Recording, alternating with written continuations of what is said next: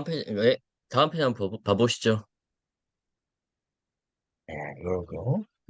결국 경영권 분쟁 소송이 많이 늘어난 거는 주주들도 정보 공유가 빨라지고 해외 사례를 많이 보다 보니까 주주들도 적극적으로 대응하기 시작했고, 회사들도 예전 같으면 이런 경영권 분쟁 소송을 하기 싫어서라도 주주들 이야기 들어주고 끝내버리고 했었는데, 달래고 들어주고 끝내고 했었는데, 이제는 그게 아니고 끝도 없으니까 적극적으로 대응하기 시작했다. 뭐 요렇게 요약이 가능할 것 같아요.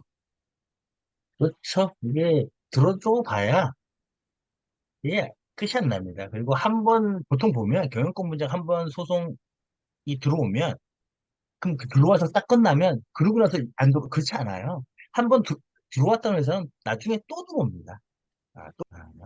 그렇기 때문에, 그리고 주주들도 요즘에 예전에, 아까 처음에 말씀드린 예전 주주 막 그 아까 처음에 그 십몇 년 전에는 그 주주들 안에 내재화를 시켜서 했을 때도 막 뭐, 그 휴가원 쓰는 것도 뭐 그런 거 그랬는데 요즘에는 그렇지 않고요. 요즘에는 다 이제 그 똑똑하시고 해서 상법도 뭐 담당자만큼 잘 아시고 하기 때문에. 근데 물론 이제 간혹 안 그러신 분들도 있지만, 근데 실제 그냥 법 문구나 법령만 봐서는 이게 맞으니까 무조건 해줘 이렇게 하시는 분들이 많아졌는데 이게 조금 아쉽죠. 왜냐하면 시행령이나 실무적으로 받아야 될 서류들이나 이런 것들이 없으니까.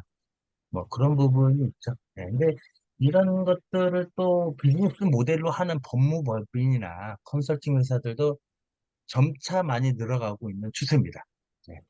음, 결국은 이쪽 사업이 커진다는 표현이 맞는지 모르겠는데, 이런 일들이 많아지고 여기서 나오는 딜들이 많아지다 보니까 사업이 커진다고 표현을 했지만, 이쪽에서 할 일이 많아졌다. 그래서 요걸 전문적으로 하는 로펌도 생기고 헤이 홀더니 액트니 이런 플랫폼도 생기고 그런 걸로 봐야 되겠네요.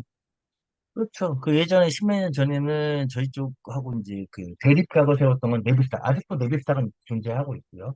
네비스타 쪽이 좀 많이 활발했는데, 네비스타 했을 때는 이제 그때 기업 분석 보고서라는 거를 발간을 했었어요. 그러니까 주주위원회 같은 것들이 많이 이렇게 구성이 된 회사들이면 그 주주가 많이 몰렸다는 얘기잖아요. 그럼 그 회사에 대해서 네비스탁 회사에서 회사를 분석을 해. 대상 회사를 분석하는 레포트들을 써가지고 이제 좀 유료로 팔고 뭐 소송 대행도 하고. 그래서 아마 네비스탁 이름으로 주식을 이제 보통 주주들은 이런 이제 소송이나 주주 대응이 좀 쉽지 않으니, 기업 분석도 쉽지 않으니, 한 주씩 사가지고, 한 주씩 사고, 기업 분석 보고서를 그냥 주주들이 사주면, 내가 그럼 분석도 하고, 소송이나 지분 공시를 낼 때 어차피 네비스타트 공시를 내면 주식이 있어야 되니, 한 주를 내가지고 지분 공시, 연명 보고를 해서, 뭐, 지분 공시에 일반 공시로 내고, 뭐, 공격도 하고, 뭐, 제의도 하고, 내용 증명 보내고, 그랬던 적이 있습니다. 근데 음. 나름 그때 당시엔 나름 열심히 하시고 좀 이렇게 했었는데 뭐 대응했던 제 입장에서는 바깥에서 보는 것과 실제로 이제 내부자가 그 바깥에서 우리를 어떻게 보는지에 대해서 막 쓰는 걸 보면 좀 얘들이 왜 이럴까? 이게 그 퀄리티가 그렇게 높지 않다. 이게 기대했던 것만큼 높지 않다. 뭐 이런 생각이 좀 들긴 들죠. 근데 그런 것도 많이 활성화가 됐으면 좋았을 텐데 어느 순간 또 사그라들었더라고요. 그 다음에 요즘에는 이제 디지털 트랜스포메이션이라고 해가지고 그거를 이제 좀 많이 그 디지털화되고 어플리케이션화된 것들이 헤이홀더나 액트가 되지 않았나 이렇게 생각합니다. 다음 페이지 나와 있는 그 네이버가 아니구나. 경영권 분쟁 관련한 뉴스 한번 보시면요. 네. 조선경제에서 2023년 3월 달에 나온 뉴스인데, 올 3월 경영권 달에 나네요. 분쟁, 올 3월 어, 달. 올 초에요. 예. 특히 작년까지는 주가가 좋았다가 작년 연말부터 올 초까지 주가가 되게 많이 빠지다 보니까 경영권 분쟁 그렇죠. 소송이 되게 많았던 것 같고, 올 초에 됐어요. 있었던 게 SM이 대표적인 경우였고, 그러다 보니 여기 대해서 이제 올 초에 나왔던 거고, 내용을 보게 되면 행동주의도 활발하게 하고 있고, 그리고 행동주의 할 때 주총에서 이제 의결권 대결을 하게 되면 주로 감사 선임, 이사 선임에 대해서 많이 공격을 하고 있다. 특히 감사 선임 같은 경우에는 의결권에 대해서 3% 제한이 있다 보니까 이렇게 공격을 감사. 많이 하는 것 같다인 거고, 그 다음 페이지 한번 봐주시면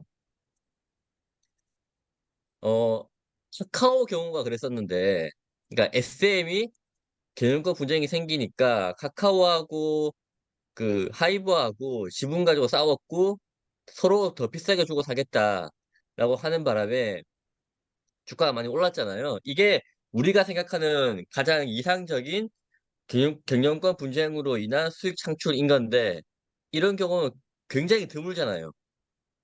이거는 아까쯤에 이제 얘기를 드렸는데, 일반적인 그 코스닥이나 이런 데에서의 그 소송권은 외부 주주, 일반 주주들이, 그러니까 물린 사람들이 소송을 제기하는 것과 아니면 동업자들, 그 FI나 이런 애들이 이제 돌아서는 것, 뭐 경영을 잡은 SI가 돌아서든 FI가 돌아서든 돌아서 가지고 이제 서로 상대방 헐뜯기 위해서 이제 그 하는 것.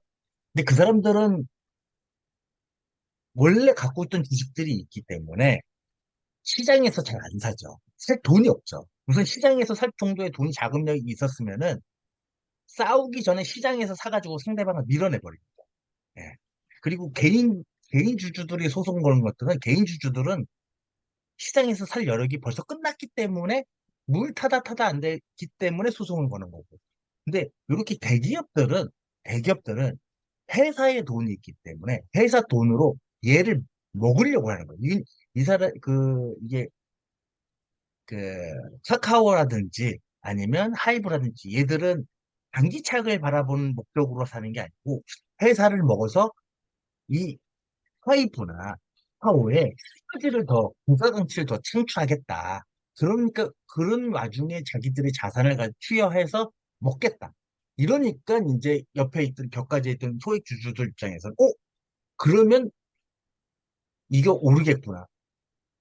돈이 있는 자들이 먹으려고 달려들고 시장에서 장매 매수를 하게 되니까 그럼 나는 갖고만 있어도 주가는 계속 올라갈 수 있겠구나라고 판단이 된 거죠. 그 와중에 카카오에서는 이제 공개 매수까지 때리고, 예. 공개 매수를 이제 뭐 하니까 이제 그 이상까지 이제 주가가 올라가는 거죠. 제가 보기엔 그렇습니다. 아주 아름다운 참여하셨습니까? 거죠. 예? SM 경영권 분쟁에 네. 참여하셨습니까? 그래요? 아니, 저는 수익을 참여하지 않습니다. 내셨고? 아, 그래요? 예. 이때까지만 해도 제가 이제, 예. 이 주식 이런 거는 별로 좋아하지 않아서, 그렇습니다. 다음 참여할 뭐, 페이지 보면 이제